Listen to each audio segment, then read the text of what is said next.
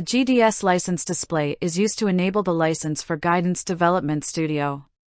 You can run GDS without a license, but you will be prevented from connecting to a controller. If a license is not enabled, a message is displayed on the status bar at the bottom of the Guidance Development Studio application. You can access the license displayed by selecting GDS license under the controller pull-down menu. The license display shows you the server identifier and the current license key. If you do not have an active GDS license, you can copy the server identifier and work with your account team to generate a license. The license is uniquely associated with the network adapter and other computer identifiers. A license generated for one computer will not work for another computer.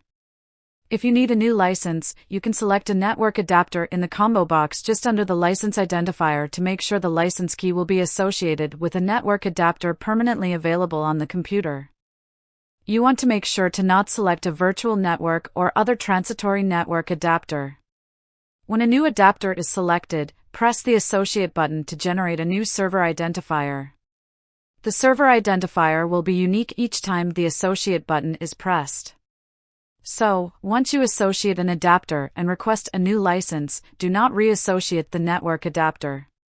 To activate a license, simply enter the license key into the license key text box and press Activate.